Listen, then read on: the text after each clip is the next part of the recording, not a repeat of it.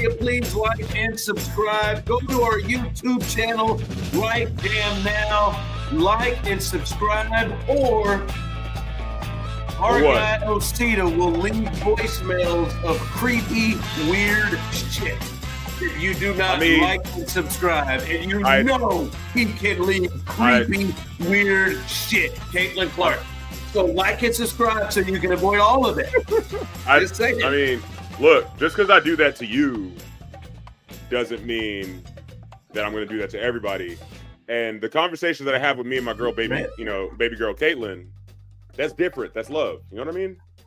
So like, don't misrepresent what I got going on just because you don't got it going on. You know what I'm saying? Feel me? It's not weird. It's just the truth. So guys, like and subscribe to avoid that. And when I say it's strange, it's out there. It's really odd. I mean, some people like my sultry voice. You know. I get it all the time. They're like, ooh, you can say anything to me. I'm just like, anything, and they're like, okay, not that. I'm like, okay, well, I don't know what else to say now. You seem like a line stepper. Habitual line stepper. What the fuck is a line? Why? Yeah, you seem like a line stepper. I feel like you got some Shane Gillis in you. I do. Hey, we're starting off strong. Let's go, baby. Well, he did the ESPYs tonight. He did the ESPYs tonight. Did you hear the Caitlin Clark joke? Hell yeah, I did. That shit was hilarious. He said, I haven't watched it. I was gonna just watch clips later. And he said when Caitlin Clark retires, she's gonna catch on to get a job at a Waffle House so she could do her favorite thing in the world, and that's fist fight black women. Yeah. See, it's funny. It's pretty good. He said that in front of Billie Jean King. He said Dude, what I love about Shane Gillis is that he made a Donald Trump Juan Soto alien joke. So if you could put that together how you want to. But he knows how fucked up his jokes are, and he knows that he doesn't have enough like media training. So like his willingness to apologize like mid-set and kind of break character. He's like, my bad, guys. I'm sorry, guys. I'm really sorry about this. I didn't want to. You don't think that's a part of it? If it is, I find it hilarious. I love it. It tickles me. No, he's got some. He's got some out there. He said, I forgot who he said. He said somebody. One real funny. He had a couple of good WNBA ones. He goes, everybody right there. Here we go. WNBA player Brittany Hicks in the building, and everybody started clapping their hands. He said, "Yeah, that's my friend Brian's wife. I totally knew you all didn't know any WNBA." See, that's funny. That's funny. But no, he's clearly like. I'm certain you guys are obviously Osita is, and I think Serda is familiar with Shane Gillis. I don't know a ton of them. I just know a lot of the SNL stuff. Are we fans of Shane Gillis? What's your feel about Shane Gillis? I don't like. I think didn't he like almost get canceled for something? I don't really know what that was about. Well, I think he got kicked off of SNL for being before he even started, and then he got so big they brought him back. So that was before I even like really knew who he was. But like I've seen him on SNL, but I don't like I'm not watching his stand up or anything like that. I'll be honest, that's where I got I got introduced to Shane the second go around when he went back on SNL. I didn't know him before then. Yeah. And then I heard he had some real push the line jokes that involved just really hold on. I don't know you gonna go there. And there's not a lot of hold on, I'm not gonna go like Down syndrome jokes. Like I knew he was pushing the line on it. Osita, by the way, is looking hard. It's because he looks like, I mean, you know, like he yeah, you know. No, now you're coming across the line. You look like you stepped over there and tripped. I'm tiptoeing. I'm tiptoeing around. You know, are you saying you believe Shane Gillis appears to look like he has Down syndrome? That's the joke he makes a lot. I think he has a family member that has Down syndrome, doesn't he? I feel like that's a big. That's another joke he makes. I really don't know that much about Shane Gillis. Like I watch SNL, and so I've seen him on SNL, and that's it. That's where the exploring of Shane Gillis's career. Like, no, I saw him starting on it, and I said, "Well, I mean, you got to really be something to host SNL, and I ain't heard of you. Who is this?" And I kind of heard the backstory of him getting fired from SNL, and then I knew that. I knew he got fired from SNL, but I didn't know like what necessarily like the details of why he got fired.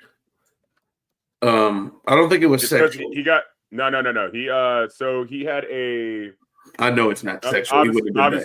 Obviously, he did stand up and stuff like that, and he did a thing a bit where he was making fun of Asian people, and it came back to bite him in the ass because it was all over the internet. So when they hired him for SNL, people started posting about the clip a lot more.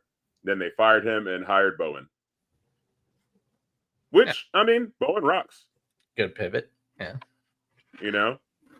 But, alas, I'm going to give you a couple of Shane Gillis jokes just to see how bad you think he really is.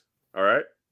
Yeah. Well, again, I'll say this. I have heard, like, probably his more controlled ones, because I've heard him on SNL, and I heard him with the Angel, I mean with the Caitlin Clark fist fighting black women at Waffle House joke. Like, I'm interested. What's him going across the line? How far does he go? I mean, from what I have here, it's not too bad. He said, "I look like a cop who got fired for saying hell yeah too loud during a raid." That's not bad. It's not bad. I feel like this is like when you said, "All right, Sean Carter, name the real names," and I feel like you're about to load up to the real hard ones. Like I feel like that was a tame one. Oh yeah. I mean, it could be a little bit worse, you know. Let's see. I'm not racist, but I do have regional allergies to certain accents. Okay. We're edging a little bit closer. Yeah. It's a little closer. I look like I say, "Let me be devil's advocate," then mean it. Okay, that's good when you really hear that. That's not bad. Yeah, he's not pushing. Is he? He's not pushing. You know, it's not too bad. Yeah, it's not like blatantly racist or homophobic or sexist. I think at least from what I've heard, I think there is more there. I think he goes deeper. I think he goes deeper. And like when I hear check this out. I look like I stormed the Capitol but got winded on the steps. He does look like he stormed the Capitol. I like that. I'm not saying I'm racist, but my Google history would make you squint. Mine would too. I'm sure yours would, for sure. I mean, Jesus. We know you, Ron. You don't know me like that. You don't know my Google history. My Google history is filled with some of those massages that lead to happy endings. My Google search is filled. What? Wow. Why are you telling us that? I'm just saying, you think you'd be surprised. I just say it, man. Incognito mode. That you know what I'm saying? Private life, private browser. I'm an open book. Hey, it's Christ. All right, one more joke. I'm not homophobic. I just look like I am in every photo. Yeah. You know, he kind of. See, I'll be honest. Those weren't it. Those to me were, I would say, not even as far as Caitlin Clark, once she retires, is going to pick up a gig at Waffle House so she continue her favorite thing to do, which is fist fight black women. I think that That one. shit was I funny. think that was. I think that was more tame than the other stuff. Hey, are you? We got Black Movie Review. Did you watch the last Colored Guy in San Francisco? I did. Wow. Did you? Yeah, I did watch the last Wow. Black Man in San Francisco, and I have lots of thoughts about it. Did you? Okay. All right. What? I'm really hearing you. This is the first one that I'm flying blind here. I did not get a chance to see that one. I don't think it's your kind of movie. I probably should have gone and watched it that night of, but then instead I wouldn't watch In Too Deep, the movie from last week. So I don't know why I did that. But it's all right. So we'll do Black Movie Review with Steven Serda a little bit later on. But also I got some thoughts about your girl, Osita, who was out again. Who was out again tonight. She's got a groin again. She missed her 10th game of the season. So I got some comments I want to get to. But we talked about the quarterbacks that these 70 executive scouts and coaches did. They did the receivers this time. And Steve and Osita, especially you, Osita, because I know you had some thoughts on this top 10 list. But number one, Jamar Chase. And by the way, this conversation is going to be really difficult for Serda because this is Serda's lane. Serda is like a person who loves dogs, which he really is somebody who loves dogs, but can't say no to taking in dogs, and will have like 7 or 8 of them in his house because he just can't say no. That's how Serda feels about wide receivers. There isn't a wide receiver I don't know that he doesn't love. But it is true. God, I do love. If I had to pick a favorite position in football, it would in be sports. Receiver. I love. He loves him. He tried to hang on to Josh Gordon, and Josh Gordon did nothing but get high as a kite. He swears Justin Ross. Yeah, they did, and you feel like that's a mistake. You feel like there's something there with him, even though his neck is completely fused. But there's something there. But Jamar Chase, Justin Jefferson, Tyreek Hill, CeeDee Lamb, that's the top 4. AJ Brown, Amara St. Brown, whose father says anytime you're feeling bad, just drink a Coke. Not a Diet Coke, but a regular Coke. Just try it. I promise you, he did. His real name is Amon-Ra? Amara St. Brown. What's his brother's name? His brother's got an outfit. Equanimous St. Brown. Yeah, Equanimous St. Brown. And what do you think? Amon Ra's nickname. Go look up what his fucking father's name is, and I want you to just blurt it out. All right, not you, Steve. I want Osita to go find out what his dad's name is, and see what his selfish dad did. John Brown. Wait, what? Sean or John? John Brown. But I'm gonna name my kid Amun-Ra. Amun-Ra, the god of Egypt. Not only the god, I think he's like the god, the one that you see before, the one that weighs out your heart.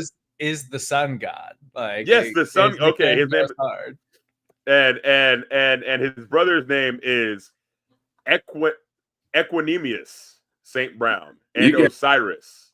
That's his brother's not nearly as good. Amon-Ra is a baller, but his brother's not. What is his name is better.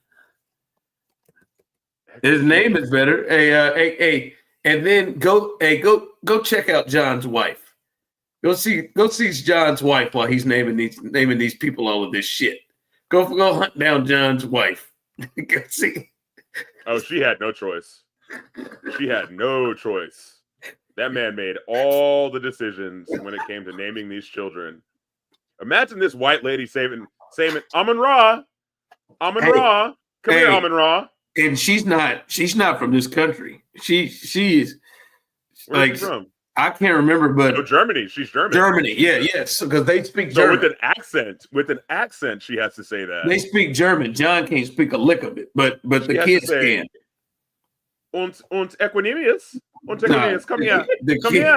I Come mean, here. I'm on Raw. Come here. Good for John. I just assumed John was Osiris, like, come here. I just assumed John was like in the military. Oh, shut up, Steve. You know she ain't want to name them fucking kids that. That ain't I what she assumed grew up thinking. John had to have been in the military or something to make that happen. He's been his coach the whole time. Hey, go watch that goddamn receiver. Old John Brown. They got and John's the type of guy that walks around with a camera all the time. So he got all the grade, all the young school shit, and he is out there just coaching him up, trying to get him coached. Not to be confused with the John Brown that played for the Arizona Cardinals. No, not to be confused with him. But oh my God, yeah, that fool boy. He came in there. He said, "Son, you're in the locker room. You all right? You get you a Coke." He said, I tell you, keep them Coca-Colas in your locker room. I promise you. It make you feel better. But anyway, he comes in at 6. Malik Neighbors, the rookie, jumps in at 7. Nico Collins, the Houston Texan right there. Malik Neighbors being above Nico Collins is insane. But Malik Neighbors is incredible. I'll be honest with you. I'd probably have Nico Collins over Amon-Ra St. Brown just because he could do more. I would too. Because he could do more. I mean, it's hard. I think he's really good. He's a slot receiver. I've watched Nico go in the slot too. Mike Evans at 9. About that time, Mike. And Garrett Wilson. Garrett Wilson there. That's insane too. Garrett Wilson, top 10. I know he just got a big contract, but Garrett Wilson being a top 10 wide receiver in the NFL is just not even factual. What do you mean it's not factual? It's not a. He's not a top 10 wide receiver in the NFL. He's a good wide receiver. That's putting Garrett Wilson in the top 10. When has Garrett Wilson ever had an elite wide receiver season so far in his NFL career? I'm just saying, sir. You just made it not factual, but none of it's factual. There's not a factual thing. These are opinions. Like you can't opinion to a fact, sir. According to the insane people, Garrett Wilson's never had more than 1,100 yards in a season. Like we think top 10 wide receivers, you got to sniff 1,500 to be like top 10 in the NFL. As good as these wide receivers are now. All right, how many of those guys in that list has ever sniffed 15? Let's get past the top 5. How many of those? Nico Collins hasn't. Yeah, I know Nico would if he wouldn't have gotten hurt last year. Oh, okay, there it is. All right. Nico was insane last year when he was healthy. Just stop it. It's just a word choice you use if not factual. That's just not. It's an opinion. What are you talking about? It's not going to be. Get out of here. It's absurd. Here's 11. Then, if you want to see the honorable mention, Terry McLaurin is 11. Puka is 12. Puka? You put Garrett Wilson over Puka? Puka's so much better than Garrett Wilson. Are you kidding me? Are you going to make Puka's insane. Puka is one of the craziest wide receivers I've ever seen. Brian Thompson. Every time he catches the ball, it's like a car crash. Hey, hold your horses. Just let me get the rest of the honorable mentions out for you losing. Time out. Real quick. This is a joke about black people from Shane Gillis. I wish my dick struck fear in an entire race. Nobody fears my dick, dude. Nobody fears my dick other than like women in parking garages. That's the line.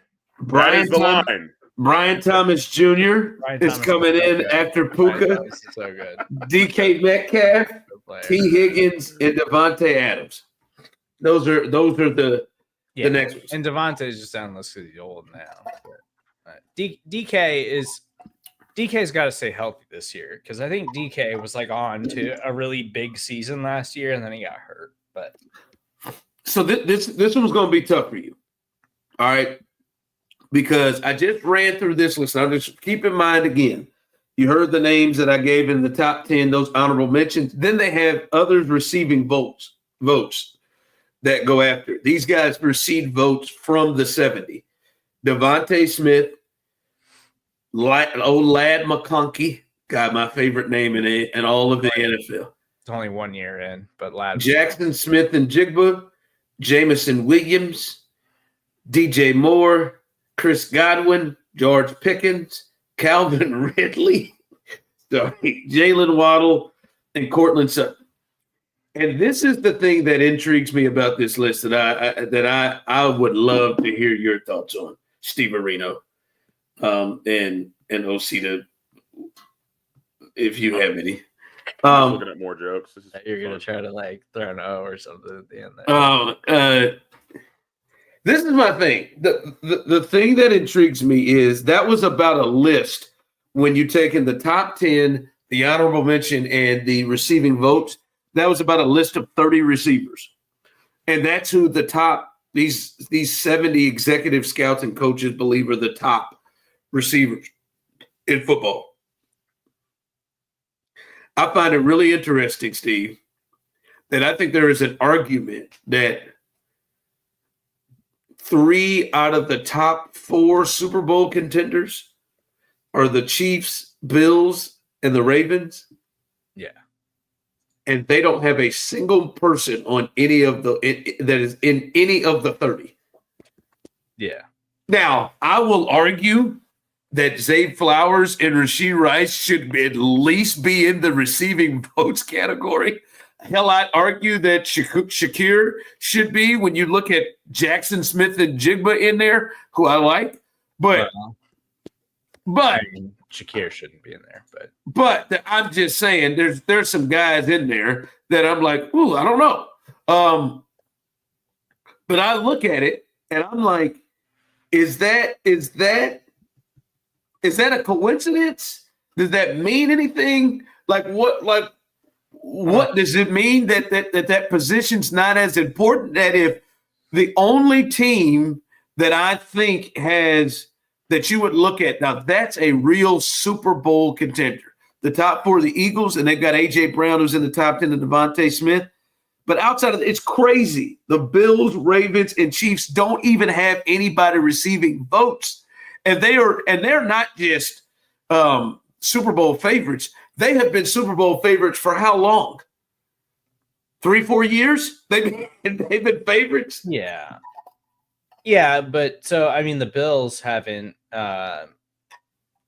this is the second straight year where it's like they don't definitively have like a wide receiver 1 since they moved on from Stephon Diggs. And the Chiefs have gone years without it now since Tyreek Hill.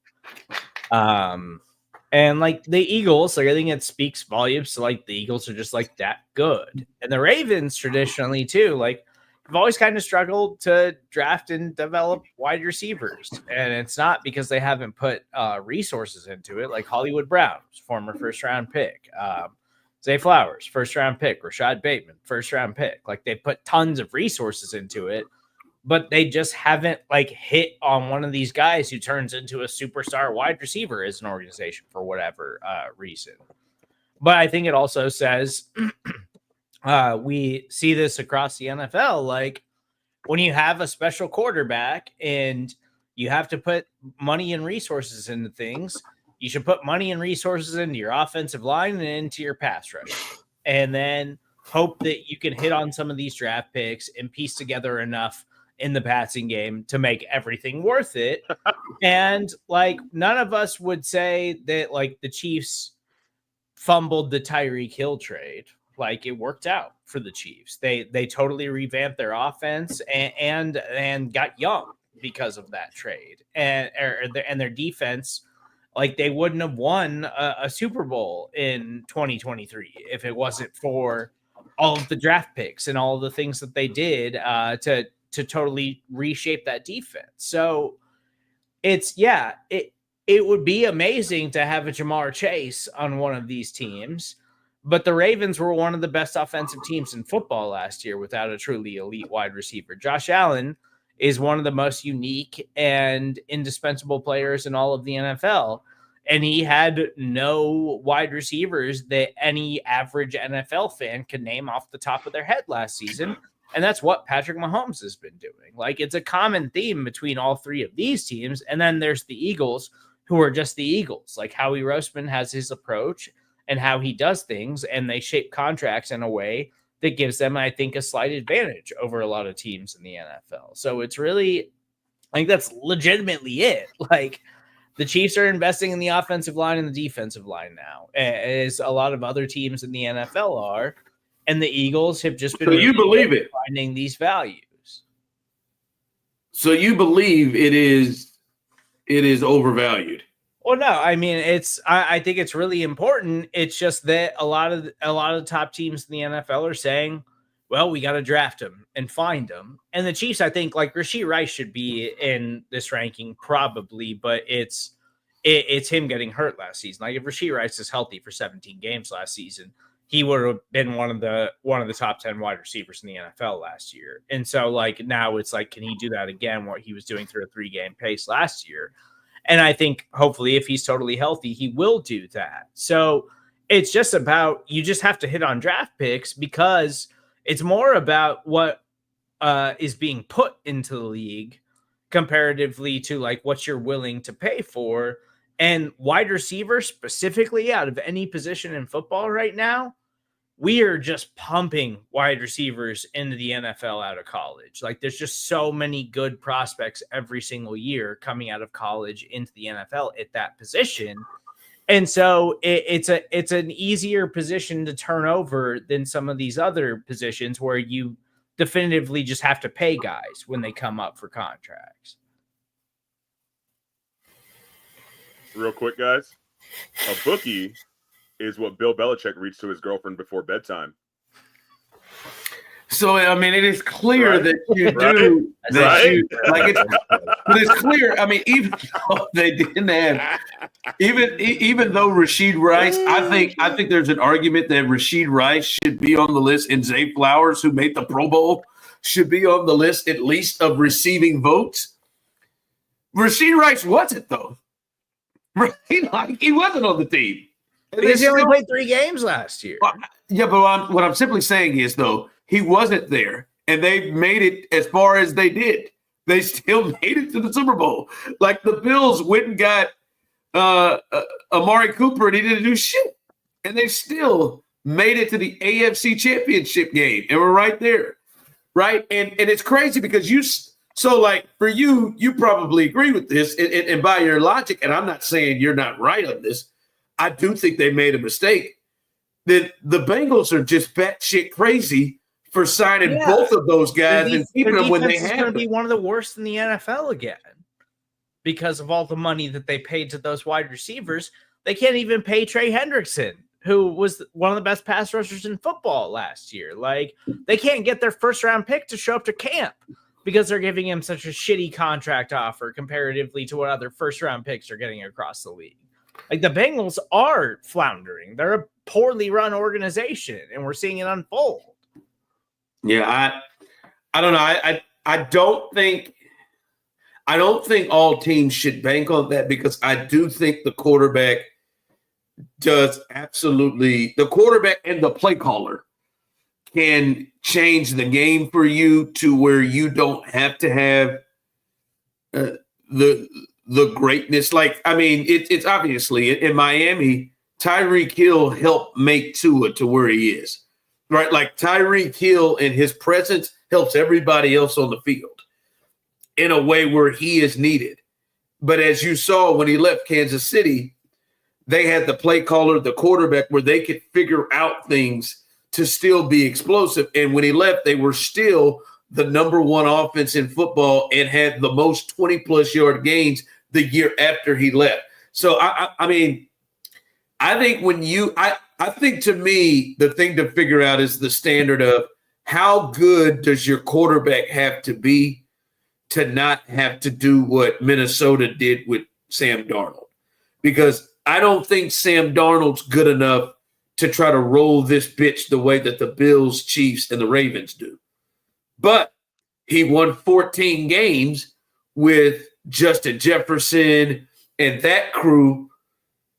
But I think he needed the help of them, just like Andy Dalton back in the day with AJ Green, and just like maybe a bit of Jalen Hurts on that. Hey, speaking of quarterbacks, after Busta Rhymes played, put your hands where my eyes can see is what they say when Deshaun Watson gets a massage.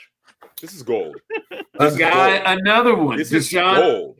Deshaun Watson used to be a player that in which you felt like you could get away with it. And that is a crazy one. Maybe we saw the line there. I thought Deshaun would be that guy. He lost DeAndre Hopkins amongst a lot of other things, and he wasn't the same dude ever.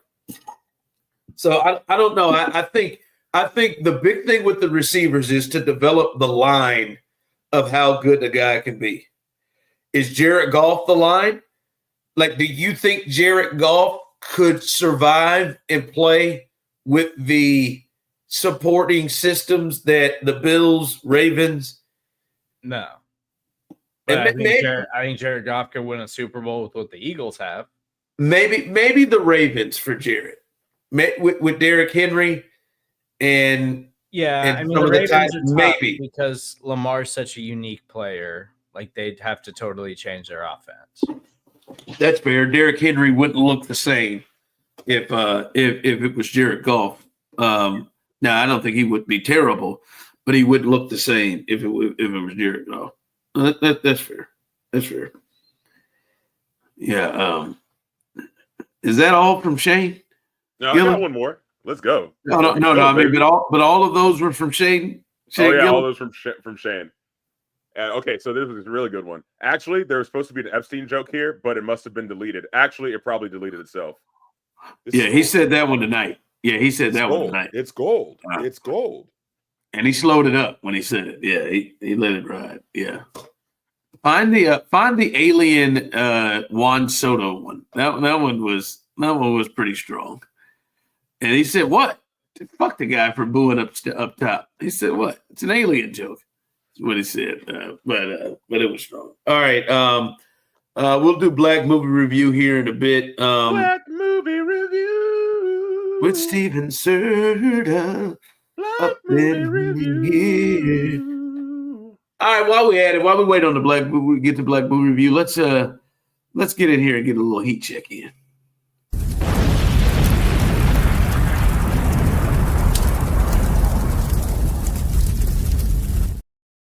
So, for today's heat check, I wanted to talk about a very, very serious matter that I feel like is pressing to the world itself. Will Smith, guys. Need to check on Will Smith, okay? I don't really know what's going on, but I do see a man in decline, and I just want to, let's chop it up about him real quick and see what is the latest that's happened with Will. Well, he's making that song, isn't he? Yeah, he made an international banger called "Pretty Girls."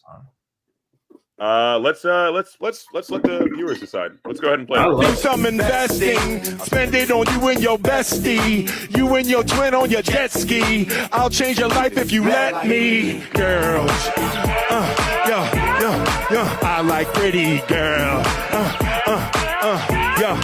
I like pretty girl. I like pretty girl. Hey!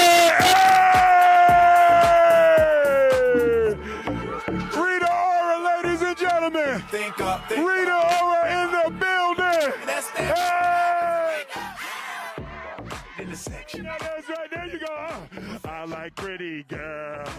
What? Isn't Rita Ora married to Taika Waititi? Probably. I'm still down. Ladies and gentlemen, Rita Ora in the house. In the house. All right. Okay, guys. We'll remove that later because we're gonna get a copyright strike. Perfect. Fuck them. While some people see an international banger, I see a man in mental decline. I don't see an international banger. A man that got cucked in front of the entire world, and then ruined his what should have been his most life-defining moment at the Oscars by slapping the shit out of Chris Rock, and now he's trying to gain some sort of stability by going back to what he used to know, which was hip-hop or music. Look, man, it's not a good look. It's just not a good look. I'm looking at this and I'm seeing someone who's like definitely grasping at straws to kind of find some sort of relevancy. But he's not getting phone calls about movies anymore. I know. I'm sure. Has that dried up? He is not. I don't think he's made anything since the movie he won an Oscar for. King Richard is not the last thing he's done. Maybe he's probably been in something else, but nothing like major. Nothing. I like pretty girls. Any notoriety. I like pretty girls. He likes pretty girls, and apparently his wife likes pretty men that aren't him. You know what I'm saying? And That's one time. yeah, one time, bruh. One time is what she explained it to the world one time. It probably happened a bunch of different times, and you saw the look in his face when he was like, "All right, bitch, I got you. I got you." That was also humiliating. Like when he went on there. Oh, he's never recovered from that. That was unbelievably humiliating. I don't know why he agreed to do that. He's never recovered from that. So he did have, I mean, I guess Bad Boys, the new Bad Boys came out since the King Richard movie. Well, that doesn't right? really. Yeah, that was already in the pipe before. That was already in the pipe, Oscars exactly. fiasco. But there was supposed to be a Bad Boys 4, which got temporarily paused. Or I guess that was Bad Boys 4. Maybe there was supposed to be Bad Boys 5. But he did get banned from the Academy until 2032. So for like the next 10 years or so. I guess he got 7 years left on that. And I'm sure that no studio wants to have a big budget movie with somebody that they can't, have a possibility of at least getting nominated for. So what's Look, listen. Jada is the culprit to all of this. Let's just be honest. It seems like she sucks. Like I kind of feel bad for Will. He probably sucks too. I think he probably. I think he's been rich for too long. Like, I think he's been too rich for too long. Gotta be humbled. Gotta be humbled. Like we just started here. Like he had to face things back with the original Aunt Viv, and then that was probably embarrassing when they brought the entire cast of Fresh Prince, and he had to sit there and take that from her and figure out how he ruined her life. And then Jada was all the while in this entanglement, and then decided to go on her red table shit and tell everybody in the world, and he had to have that look on his face like he was Cuba Gooding Jr. and Boys in the Hood with that gun to him by that cop, but there was no gun or there was no cop. And he was just sitting there with that bottom lip quivering. And then he couldn't hit the person that he wanted to slap the shit out of. So August would have pieced him up. You know what I'm saying? Maybe you're talking about he wanted to get up and slap the shit out of Jada. Is who he wanted to slap. But he got up and slapped Chris, and then decided to say, "Keep your fuck motherfucker." No, I'm only gonna talk about my wife's name out your motherfucking mouth. That, words by the that way, will be echoed through the halls of his own eternal hell. I'll be honest with you. Just when I thought that Eddie Murphy had lost it, and I thought Eddie Murphy just hadn't had it anymore. Do you remember him at the Globes when Eddie Murphy got that Lifetime Achievement Award? And he was continuing to waltz around like he was. Just watch the Golden Globes. Well, you fucking should. But Eddie just waltzed around like Eddie is not. He's been just really subdued and not the funny dude, right? He went up there and he's playing it straight the whole way, and he's gotten the Cecil DeVille whatever award. He's playing it the whole way, and he said, I had a young actor come and ask me, what are some things that you lived by to get to this point? Oh yeah. And he said, I told him three things. And he said, one, I can't remember the first two, but he said, one, write everything down. And two, but he's down, right? He still has it. He's down. And three, man, just be gracious and thankful to everybody. Two, be gracious and thankful to everybody. And three, make sure you keep your motherfucking name, Will Smith's wife's name out your fucking. That shit was so good. And he came right off the stage. I said, just when I thought Eddie didn't have it no more. He just said number three, and this is the real important one. Make sure you keep Will Smith's wife's name out your fucking mouth. Thank you. And he walked off. It's great, man. I gotta find that when we get off. Sexual chocolate, man. It's a rough thing, man. And I can tell you it's a very telltale sign. Jazzy Jeff didn't want to be a part of this bullshit. That He's wasn't gotta hire Jazzy some other Jeff. DJ. That wasn't He's gotta hire- Jazzy Jeff. Is he still around? Like Jazzy Jeff is. Hell Hey, yeah, Jeff Jazzy's is. killing it, bro. He's I just killing watched. it. I watched Jazzy Jeff doing some shit with Questlove. He wasn't doing that shit. He wasn't doing them pretty girls. Fuck that. I like pretty girls. And by the way, Will used to be better than that, man. He's got to come on, man. He forgot to go to the Matthew Knowles school of being able to perform and move at the same time because he breathed heavy. 15 years ago, Will Smith was the highest paid actor in Hollywood. like he was the A-list star for Dwayne came around. Like can't go around slapping folks left and right, man, just because you want to. It happened before then. I'm just saying it was coming down before then. He's made some bad career choices, like movie-wise. Well, I mean, nobody respected him as a man anymore after the red table thing.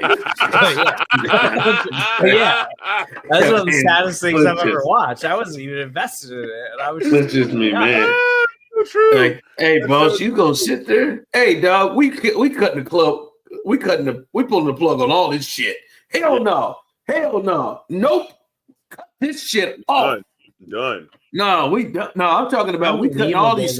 Pull these cameras out. Exploited for profit like that. And no, hey, that would. Hey, that would have been on. That would have been on that Red Table Talk, Facebook, whatever that was on. That would have been on for 12 minutes. We'd have took that shit down. All of it. All right. All right. I didn't get to see this one. What is it? The Last Black Man in San Francisco? Yeah. All right. So give us your thoughts. Just overall how you felt about the movie first. Black Movie Review. With Steven Serda. Get that ass. So I really liked it. And this was obviously more modern A24 film, a lot more finally, like artistic vision wise, there's a lot more going on in this movie than some of the other movies that you guys have had me watch. I think it's really good. I think it's a really, really good movie. It reminded me of like other movies that have come out like kind of in the same time frame, like Blind Spotting, which is great. I love that movie. I don't know if you guys have seen that.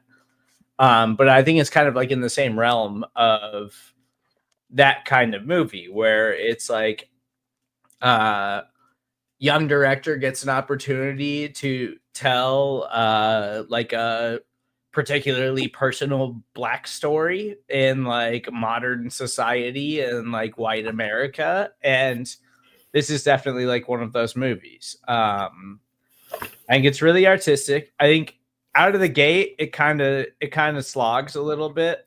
Like it kind of took me a little bit to like really get into it. Yeah, but then like what the hell's actually happening, what their relationship is. Yeah, like all that stuff. But then like kind of like the quirkiness of it all, and like as we get into like a little bit more of like the emotional depths of like what they're actually like trying to do, like it really like got me. I think it's a brilliantly shot movie too, and so after I watched it, I was like kind of going down a rabbit hole on it because it looks great, and this movie was not made for a lot of money, and it was something that, and I actually read a lot about it afterwards too, because I was like man, like it is like it's a great movie that is made for very little money comparative to like a lot of other movies, which is what most A24 films are. But it took them like years to get this made, and the main actor Jimmy Fails, who was great, and now does he play himself, right? Yeah. And so it's like a personal story to him. And then the director is like his friend that he grew up with. And the director, like, this was his first like major, like actual like motion picture. And he hasn't done a ton of stuff since then, but he did direct an Adele music video, I think. So hopefully he's coming up. Well, thanks for that. But no, like it was a really personal story to them. And then I actually read a lot about it afterwards because I was just like curious about like how this movie got made, and like, and I was like kind of like seeking like some of the things about like the story of it all, because it is one of those movies where it's really open to interpretation, which I love movies like that. I love movies that are like artistic explorations and these kinds of not trying to like literally spell things out for you, because I enjoy, as like an audience member, like I enjoy trying to find the answers myself sometimes. And it's definitely that kind of movie about like, it's a really artistic take on like gentrification Yeah. and Specifically the problem that has been happening with all these tech cities, especially like San Francisco. Yes. People moving in, rent rising up. People don't have a place to stay. People have been living there for fucking years. Austin. Like Austin. Yeah, Austin's up next. I've been saying that for fucking ever, dog. And it's a problem across the country. And, like we see it here in Kansas City. Like it's a problem everywhere, and it is real, and it does suck, and it's stupid like that it's allowed to happen that way. And so I really love this movie. It kind of reminded me too of like Blind Spotting was one, but then it was also kind of like there's like that quirky and like kookiness to it. That rap at the end of Blind Spotting when he's shooting when he's like, talking to the cop and shit, that shit goes so hard. I watch that like every once in a while. I'll go back and watch that movie just because the way the white boy was flowing was killer, and then he finally hit that freestyle at the end. Oh, it was so good. Yeah, that movie's great. Ron, I highly recommend. Yeah, definitely need to watch Blind Spotting, dude. I never heard of it. But also too, like it also kind of reminded me like the quirkiness of it, because there's like so Jonathan Majors is great in this movie, and it's like it does kind of suck that like Jonathan Majors like wound up like not being a great dude, and it's kind of derailed his career, because I do think he's a great actor. And he's great in this movie. Jimmy Fails is really good in this movie. I always love a Danny Glover appearance, because Danny Glover is just great in everything that he makes. Like overall, like I like that Mike Epps is just like randomly in this too. Yeah. Like there's lots of things to like about this movie. I think it's a really, really well crafted movie by a first time director. It's really, really well made. The cinematographer was apparently had worked on Barry and Euphoria, were like the only things he worked on prior to this, and then he did this. And it's great. Like the coloring and the lighting and like everything, the way it's shot, like the fact that they made this on like the thin budget that they made it on is like remarkable, because it is like a beautiful movie. Like overall I loved it, but it's definitely a lot more like open to interpretation as opposed to like trying to spell things out for you. But I love those kinds. What would you change? I think it was really slow out of the gate. Like it took me a good like 40 minutes before I was like, do I give a shit about this at all? Like, but it was a slow play. And like, there's lots of movies that are like that. And so it's like a slow burn. Yeah. It's like, are you going to like go down the rabbit hole and like keep pushing? And obviously I was going to. And then by the end of it, because it does pay off at the end, it doesn't always pay off at the end, but by the end of this, it paid off in a way that was like meaningful, because I was happy that I wrote it out and like finished it off, because the last like half hour of this movie is just really good. Like it's really artistic, and they take a bunch of swings, but it's fun. Like it's just well written. It's artsy as hell. And it's just like, and it's two guys that are like acting their asses off and doing a remarkable job of it. Like it's just a really, really well made movie. Why do you think I wouldn't like it? It's a little pretentious. It's a little like it's a little just like artsy and pretentious. Like, you'd like it though. You just got to stick through it. Yeah. Like even the first time I watched it, I was like, what the fuck am I watching, dude? Like, do I really want to watch this right now? Yeah. Like it's a lot more like, there are some really funny moments. Like when Jonathan Majors is like rehearsing, like the scene for like his play, like that cracked me up. when he's that guy is singing that like beautiful, like he's talking to this guy like on the street, and he's singing this like beautiful song about San Francisco. Yeah. And then he's like, "What else you got?" And he's like, "I got 5 on it." On it? Like, that cracks me up. Oh my, Steve! I didn't know that was coming. That shit was funny. Yeah, like it's just like it's kind of like it's more comparable to like we talked about the Daniels last night, Everything Everywhere All at Once. Like, to me, it like reminded me almost like in the same vein of like a Swiss Army Man type of movie. Like, Swiss Army Man's awesome, very, but it's kind of like this, but like, yeah, it's kind of this like surreal like odyssey of emotion, like exploration that isn't like totally like plainly painted for you and spelled out, or like it's just not like. A lot of it is just like so open to interpretation, where it's not like you're not necessarily following like just an easy, like lined out, pathed out story. And some people really love that stuff. Some people don't. I love that stuff because I love going down the path of that and trying to be like, okay, well, let me see if I can figure this out. Like, let me see if I can truly understand like what you were trying to get to. One thing I know is this movie was open to interpretation. I'll tell you that. I got that from you, Stevie. Yeah. It is open to interpretation. All right, what do you rate it? I would give it like an 8 out of 10. Like, just because that's up there. It's that's like oh yeah. It's like it's just still it's below just funny, quirky, and also Osita, like it reminded me of kind of like Yorgos Lanthimos. Like, I don't know if you've seen a lot of his movies. Like he had The Lobster, like if you've seen that. Yeah, I saw The Lobster. Like it's kind of like this, yeah, like kind of same like vein as that kind of story. Like I love stuff. Was it Special Ed Emma Roberts? Was the last movie? Yeah. Yeah. I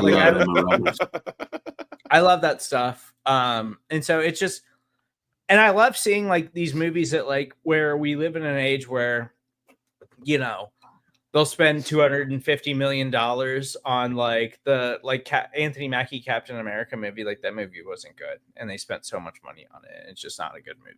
But like they'll do that, but then this movie that was like made for like $10 million can be like one of the most beautifully shot and like put together movies that I've seen in a while. And they did it for so cheap, and they did it just in this old house in San Francisco. It's just I love seeing like how creative people can do with this kind of stuff, and so it was like it was really like I really enjoyed it. There are no Catherine Bigelow, but they did as well as they could. That's the one you got, Catherine Bigelow. Hurt Locker. Catherine Bigelow. I mean, I just respect what she did. She went in there. And she really dove in deep to date James Cameron and steal everything that she knows from him. You should watch Strange Days. And then one Best times. Director. One of his early movies from the 90s, Strange Days. Great film. Yeah. Yeah. You know what else isn't strange? Osita up there with that dirty, slutty redhead, huh? Hold on. Huh? We got to figure out next week's movie. Huh? That dirty, slutty redhead? Well, training camp starting and like football season starting. We might be hanging it up for a little bit. That dirty, slutty redhead, huh? Hey, look, man, I will not allow you to talk shit about who was the love of my life. Oh, you know Janice was dirty. Hey, her name was not Janice. Her name was Jolie. You have to say it like that. Jolie. Can you say it like that? Say it like no, that. I can't. I'm not going to be forced to say it. It was Julie, but it was Jolie. It was Julie, Janice. Jolie. You know? It was Janice and it was Janet. Hey, look, Jolie, wherever you are, I'm thinking about you.